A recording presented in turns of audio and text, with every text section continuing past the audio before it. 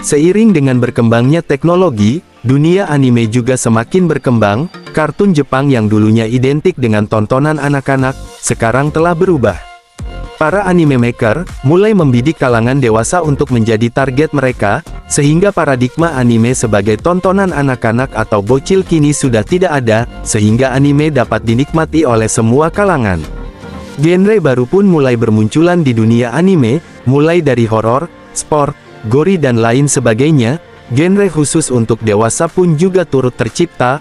Oleh karena itu kami menghimbau kepada seluruh orang tua, untuk berhati-hati dan selalu memperhatikan tontonan anak-anaknya, sebisa mungkin tontonan anak-anak sesuai dengan usia mereka, dan buat kalian yang sudah dewasa dan berusia di atas 18 tahun, berikut gue sudah menyediakan 10 anime khusus dewasa versi Nameless. Tapi seperti biasa, sebelum masuk dalam video, jangan lupa untuk mendukung channel ini dengan mengklik tombol subscribe dan aktifkan lonceng notifikasinya, agar kalian tidak ketinggalan info-info seru lainnya seputar dunia anime dari channel ini. Tidak usah berlama-lama, kita langsung masuk dalam videonya. Let's go!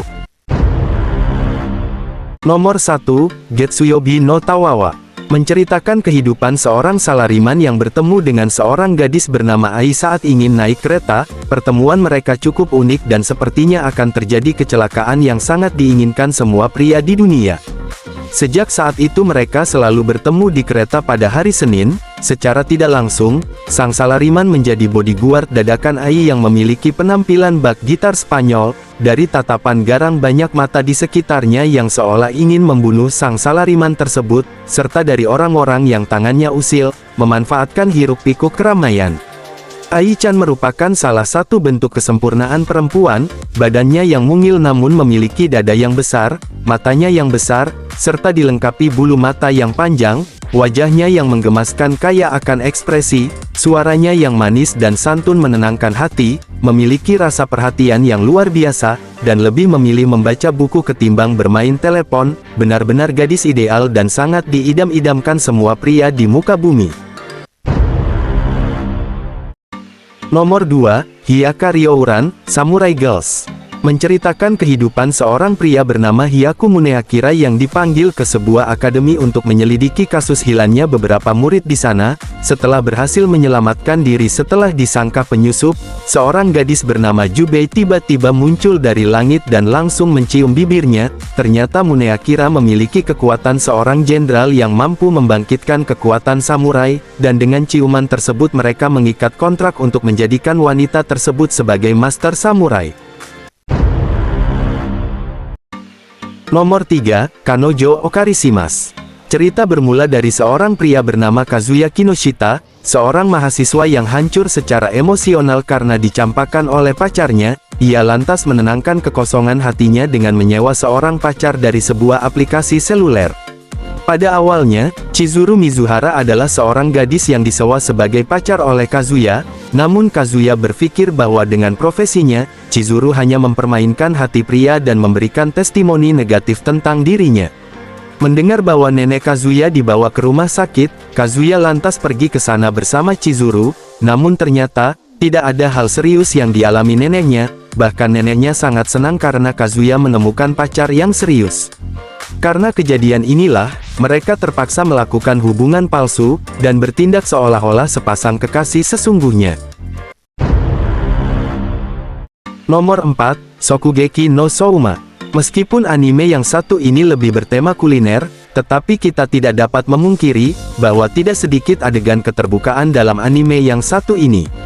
Meskipun tidak terlalu vulgar, tetapi adegan keterbukaan dalam anime ini cukup berasa, ditambah dengan desahan yang sangat menggoda iman, ketika waktu mencicipi makanan dimulai. Shokugeki no Souma menceritakan seorang pemuda bernama Yukihira Souma, remaja berusia 15 tahun yang membuka sebuah kedai makanan bersama ayahnya. Suatu hari, ayahnya hendak memasukkan dirinya ke Akademi Totsuki, sebuah sekolah elit kuliner di Jepang. Awalnya Souma menolak tawaran tersebut, namun dengan beberapa pertimbangan, akhirnya ia menerima tawaran tersebut. Di Akademi Totsuki, terdapat sebuah tradisi yang disebut Shokugeki atau perang makanan. Kejadian ini biasanya diadakan untuk memecahkan permasalahan yang terjadi di antara murid-murid Totsuki, seperti untuk merebut posisi tertentu atau mempertahankan lahan untuk kegiatan klub. Nomor 5, Trinity Seven. Bercerita tentang seorang pemuda bernama Kasuga Arata, yang mana, kehidupan damai bersama sepupunya harus kandas karena sebuah fenomena yang tidak ia ketahui. Suatu hari, matahari hitam yang ia lihat di langit menyadarkan dirinya, bahwa kini ia berada di dunia yang tidak ia kenal. Dunia tersebut ternyata merupakan sebuah dunia yang berasal dari Grimoire peninggalan sepupunya. Hingga, kedatangan seorang gadis bernama Lilith Asami yang berasal dari akademi ternama menyadarkan Kasuga Arata bahwa dirinya merupakan seorang terpilih yang akan menyandang gelar Raja Penyihir Kegelapan. Lilith Asami memberikan dua pilihan kepada Arata, yaitu menyerahkan Grimoire yang saat ini berada padanya atau mati. Namun Arata membuat pilihan ketiga, yaitu ikut bersama Lilith ke Akademi Penyihir dan belajar sihir di sana. Lilith Asami menyetujui pilihan tersebut. Kasuga Arata pun melanjutkan kehidupannya di sebuah akademi penyihir, di mana, di akademi tersebut terdapat 7 orang penyihir kuat dengan julukan Trinity Seven. Kasuga Arata dituntut untuk menemui seluruh penyihir itu untuk dapat belajar sihir dari masing-masing penyihir tersebut. Nomor 6, To Love Through Trouble. Menceritakan kehidupan seorang pelajar bernama Yuki Rito yang mencintai teman sekelasnya sejak SMP yang bernama Haruna Sairenji, namun tidak pernah bisa untuk mengungkapkannya. Tiba-tiba saat malam datang dan Yuki sedang mandi, muncul sebuah keanehan. Secara tiba-tiba, muncul seorang gadis yang mengaku-ngaku alien muncul di dalam bak kamar mandinya.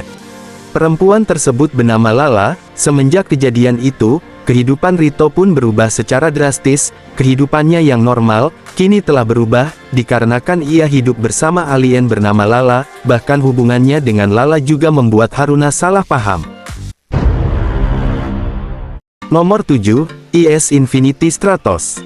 Infinity Stratos atau IS adalah sebuah sistem exoskeleton weaponized yang sering digunakan sebagai alat tempur dalam perang dan konflik yang terjadi antar negara. Sayangnya IS tidak dapat digunakan oleh laki-laki melainkan hanya dapat digunakan oleh perempuan. Dengan sedikit pengecualian, salah satu dan satu-satunya pria yang bisa mengendalikan IS adalah seorang anak laki-laki bernama Orimura Ichika. Secara tidak disengaja, ternyata dirinya memiliki kemampuan untuk berensonasi dengan IS. Orimura Ichika adalah seorang anak yatim piatu yang diangkat oleh kakak perempuannya yang juga dikenal sebagai pilot IS terbaik. Ketika berumur 15 tahun, diketahui bahwa terdapat kecocokan antara Orimura Ichika dengan IS, dan kemudian ia diberi beasiswa dan menjadi seorang siswa di sebuah sekolah yang mengkhususkan diri dalam melatih pilot IS. Kehidupannya pun mulai sedikit menarik dengan dikelilingi oleh banyak gadis-gadis cantik. Nomor 8, Golden Boy. Menceritakan kehidupan seorang pemuda bernama Kintaro Oh yang melalang buana menjadi pekerja paruh waktu.